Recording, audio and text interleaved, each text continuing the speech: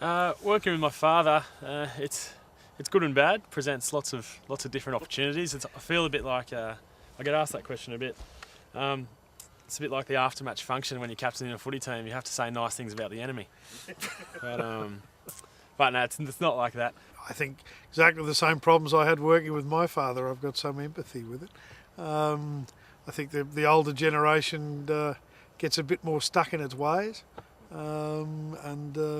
But if you haven't got the next generation questioning, then I think you do get dopey and you go to sleep.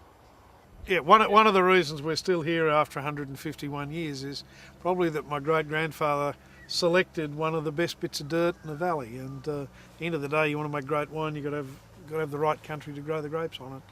And we've been lucky enough to start with that and to continue to build on it over the years. You know, as you drive up the hill here, the two blocks were planted in 1892 and 1879, and I'm told by one of the industry historians that those are first generation cuttings from the hill at Hermitage.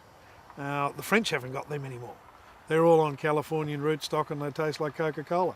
Tyrrell family are responsible for the start of Chardonnay of modern time in Australia. 1971 was the first VAT 47 that was released, but 60s, well, it was before that, mid-60s, found where we wanted to get cuttings, but it belonged to Penfolds, and we asked them 3 times and 3 years in a row, and they said no.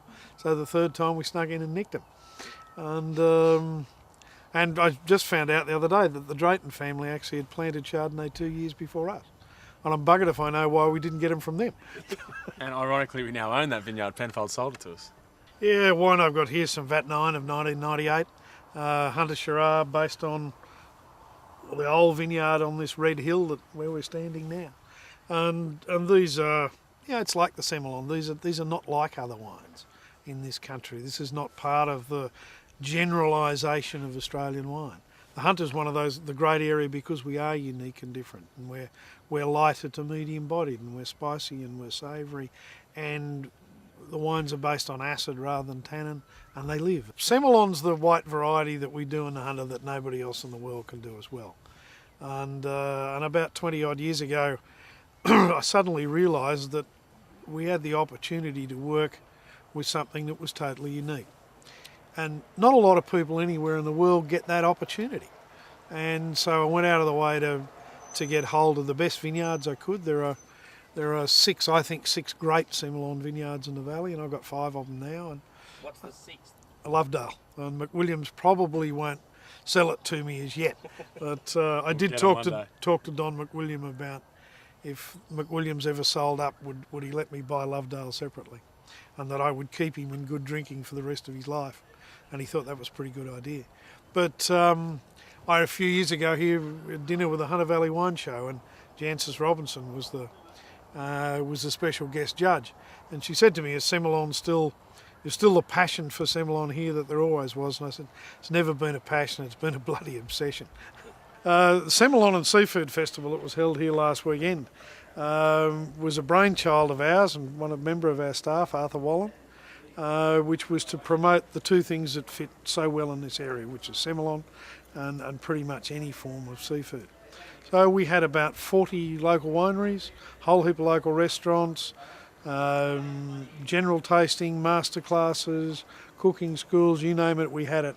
This year we've had Eric Clapton, we've had The Who, we've had a whole string of great artists. Last year Elton John and Rod Stewart were the lead acts through the area. But it's just, the Hunter now is the biggest tourist destination outside Sydney and New South Wales, and that all runs around the wine industry. Why has a family wine company got that competitive advantage? Oh, well, you can go. Go. No, you take it. There you go. You take it. You were going to say? I wasn't, more so not the advantage of being a family company. I think, but touching on that, I think a lot of people can relate to it, especially in a marketing sense. It needs to get out there a bit more. But, we live in a world of, mergers and acquisitions and huge corporate takeovers and stuff. And I think, people want to support a family. It's the Australian way, support the battler and all that sort of stuff. Not that a lot of the families are struggling, but, it's good to, it's a connection, you're not there's a story behind it, you know. Family companies, you look at, your decisions are not entirely economic. They are, more socially based. I suppose you look at people that have been with you for a period of time, and if they get sick, then you look after them. I suppose you treat them like a family, and you hope that you get the same feeling in return. The family businesses are where innovation will come, because the lawyers and the big companies won't allow it. And we've got to be the face. We've got to come back to be what Australians are: open, friendly, have a bit of fun, but do things better than everyone else.